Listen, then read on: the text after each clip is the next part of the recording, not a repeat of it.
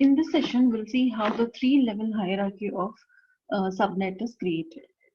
So uh, the main address is this one. Say consider an organization is given this main IP address. So the mask is 26. So we have IP address 32-bit. So 32-bit minus 26, you have 6 bits remaining. So using 6 bits, you can assign the host ID for all the PCs belonging to this organization. So 2 to the power of 6 means totally we have 64 addresses. Now using this 64 address, this organization wants to create 3 subnetworks. So 3 subnetworks means how can you divide it? So the subnet 1 has 32 and the remaining 32 is divided again 16 and 16. So you have total 64 addresses in this organization. Now for the whole organization, this is the main IP address given. Okay, now we can subdivide this network into 3 networks. It's called as subnet.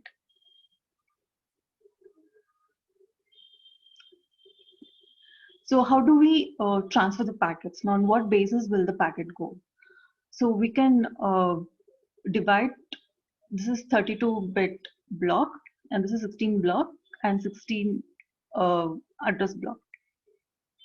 So in order to differentiate where the packet has to go, we need a router. So there's a separate router inside the organization which will help in transferring the packets to each of these subnetworks. And whatever the packet that is coming from the outside network will refer to this organization with this main IP address. So the outside packet will not refer to the inside IP address. Instead, it will only give you the main IP address. So once it comes here, then it sends the packet to the proper destination. So we'll see how this is created using a Cisco packet tracer.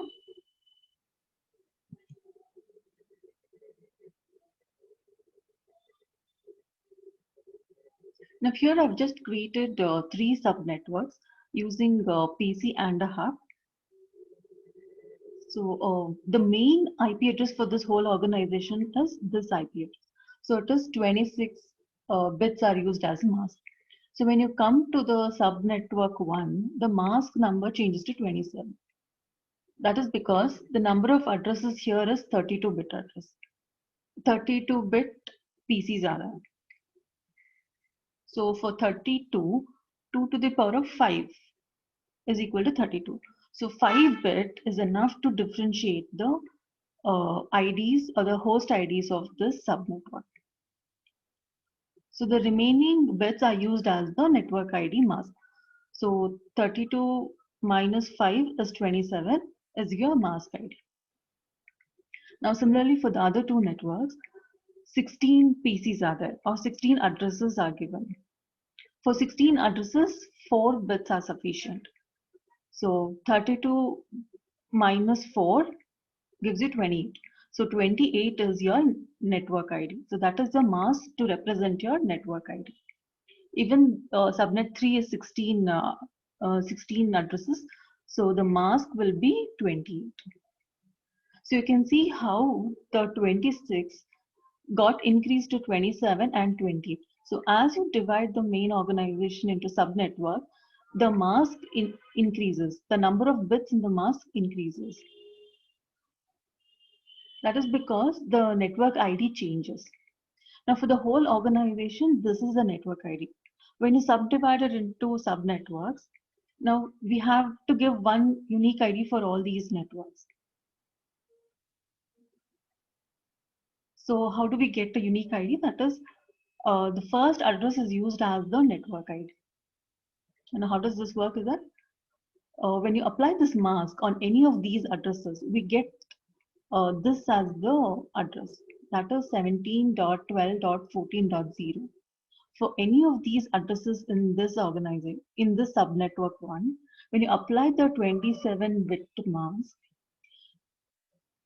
when you add it with 27-bit mask, so the other 5 bits become 0. So the remaining address is nothing but 17.12.14.0. So that is how you get the network ID of the subnetwork. Similarly for this one, for any of the IP address you apply the 28 mask, you will get this number. So this number uniquely identifies the network ID of the subnet. Similarly for the third network, when you apply the mask, you get this as the network ID. That is because the way the IP address is assigned isn't continuous. So we're not giving random IP addresses. So the first block is going to have 32 addresses. So it starts from 0 to 31. The second subnet, the IP address is assigned from 32 to 47. And the subnet 3 is assigned from 48 to 63.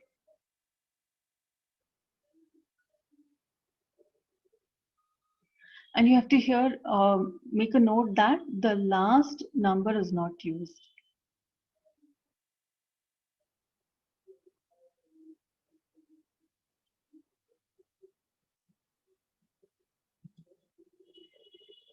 Usually the last address is not used, but in this example, they have used the last address. The last address of the network is considered as the broadcast address. So you can, if you want to send a message, it can be broadcasted to the whole network. So that is considered as the broadcast ID. But in this example, they have used it. So just to follow the example, we'll just use the same addresses. Now we have the three subnetworks. Now to connect all these three subnetworks, we need a router. So we'll select the router. Now first we have to check whether the three links are available or not. So you can check here in the config. There are only two links. So this router is not suitable.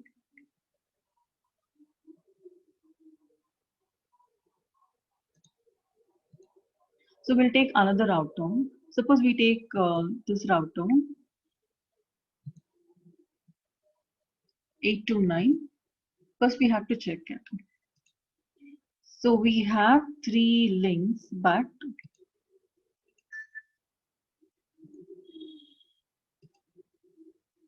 when you click on this link, you don't have any IP address configuration. So that's used for VLAN. So when you click on this, there's no option available.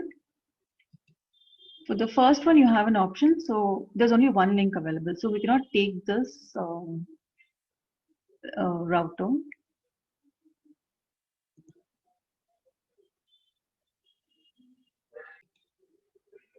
Since these two routers are not suitable, we'll take a third router.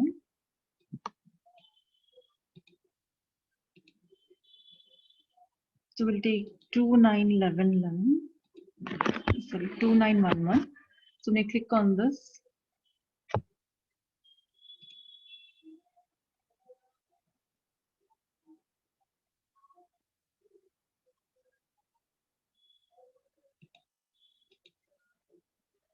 so we have the IP address options for all the three links we have. So we can use this router.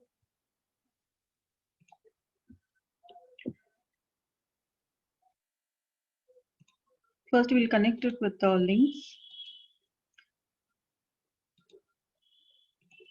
See, we have to connect hub to a router. So directly with PC, we cannot connect. So make sure you're connecting a hub and a router or a switch to a router. Now it is red color. So this indicates that the IP address has not been set. Now for this part, we need to set an IP address for this link, and this link. So we'll start assigning the IP address now. For the PC one, we'll start with the first address, that is 1. See, we cannot assign 0 because 0 represents the network ID of this one. So the first address of this network belongs to the network ID. So the first address is 17.12.14.0. So the next address is 1 and the last address is 31. So for router, we can assign the another address. So here we can assign the address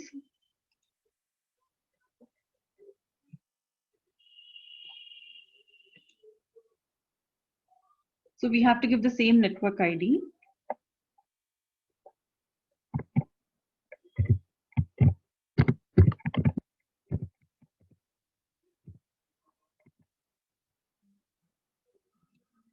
So when we click here, it becomes subnet mask. It is 17.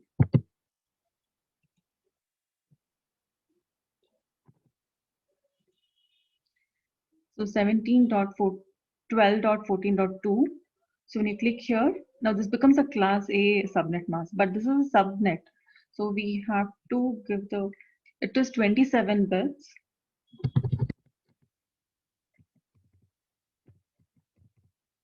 So up till here it becomes 24. So another 3 bits you have to set it as 1. So this will be a mask. And the value for this is 224. So here you have to assign it as 224. So now this is the subnet mask of this subnet. Now click on. So it becomes green color.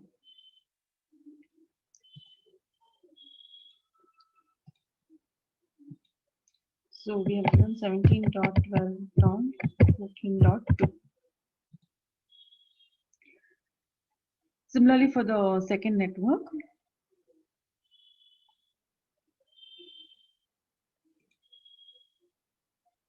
it is a second link. So the network ID is 32. So 33 is assigned, we'll go for 34.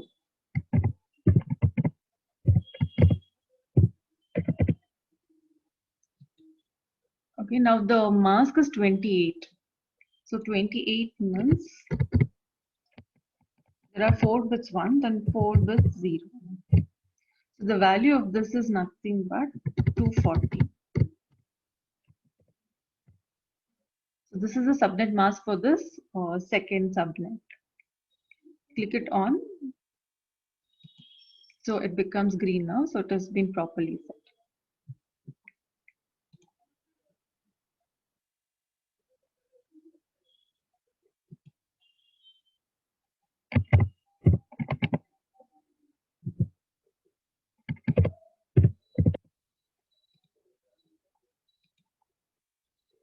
Now the third link.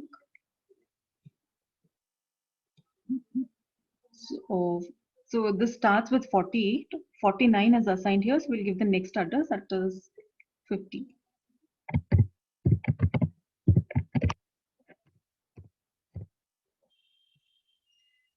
Now subnet mask is correct. It is 240 itself. So click on. 240 is for 28 bits.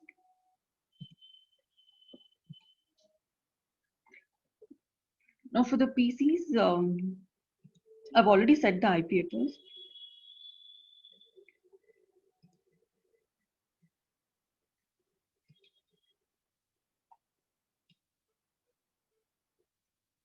So you can see here it is the starting address is 1 and not 0.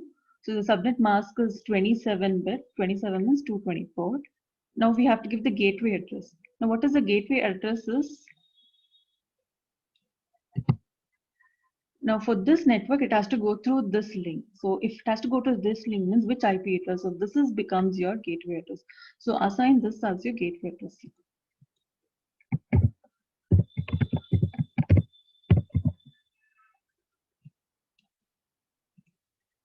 Similarly for the other PC.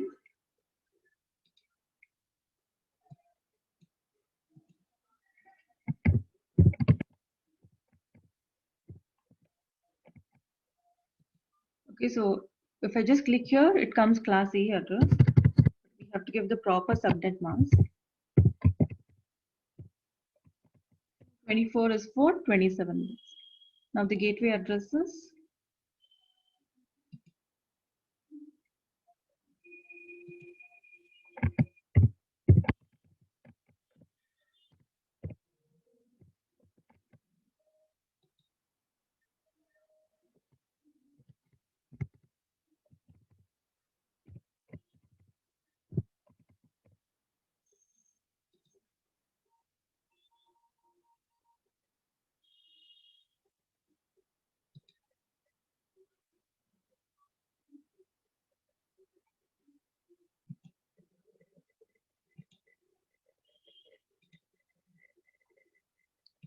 Okay, now when you give this 31 as the last address, it gives you an invalid because the last address is considered as broadcast. So we'll just remove the last address and we'll just give the one address below it. So we'll just change the address now.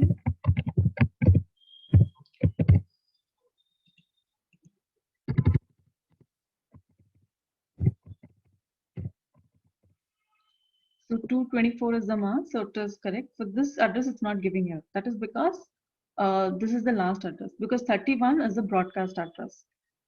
The first address is considered as a network ID and the last address is considered as a broadcast ID for this subnetwork. So two addresses we cannot use. So other remaining address can be given the IP address for the host ID. Now the gateway has to be given.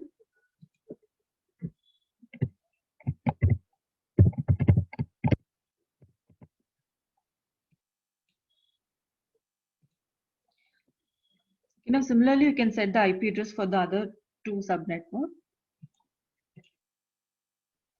So the last address is 47, so it might give error. So I'll just change it to 46.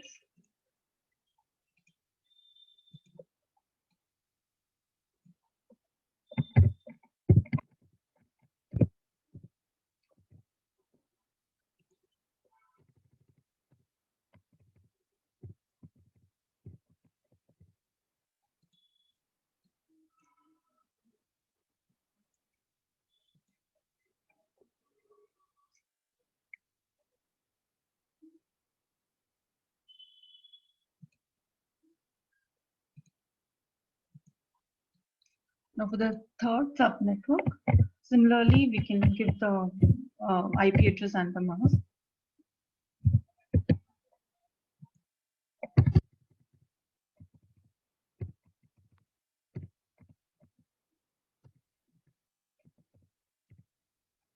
$240 because it is 28 masks.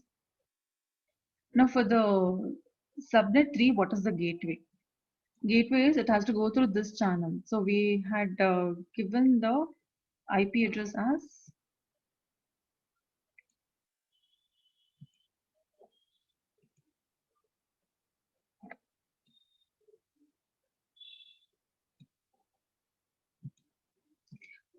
we cannot give the last address, so we'll just change it to 62.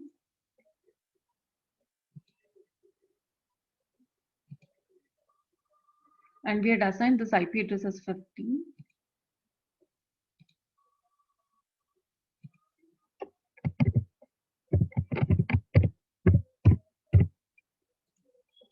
So that will be the gateway address for this PC.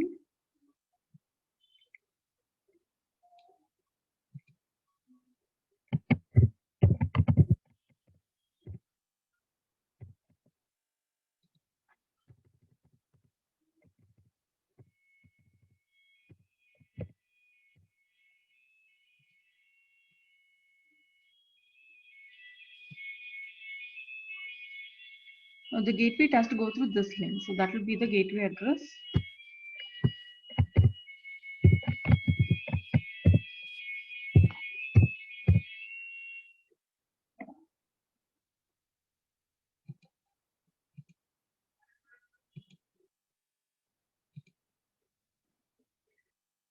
Okay, for this gateway we had not set. So the gateway address is this. For the subnet 2, it has to go through this channel. So the address that was set is this one. So we'll set the gateway address.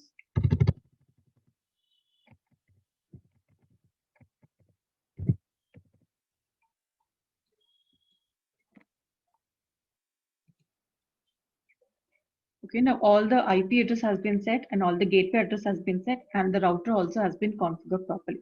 Now we'll see whether we can send a message.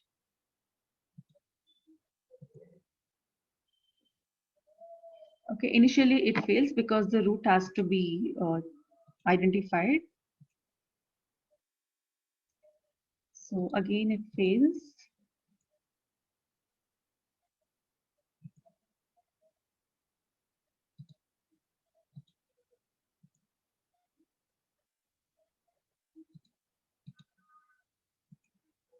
Okay, now it becomes successful. So initially it will fail because the route has to be identified. So it has to set up the table. The router has to set up the table.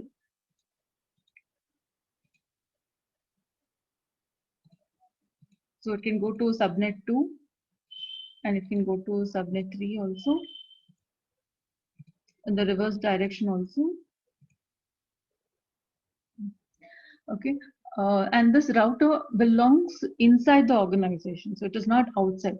So any packet that is coming from outside will have this address. And any packet which is traveling within inside will have these subnet IDs. And the subnet mask will tell you which is the network ID of these particular host.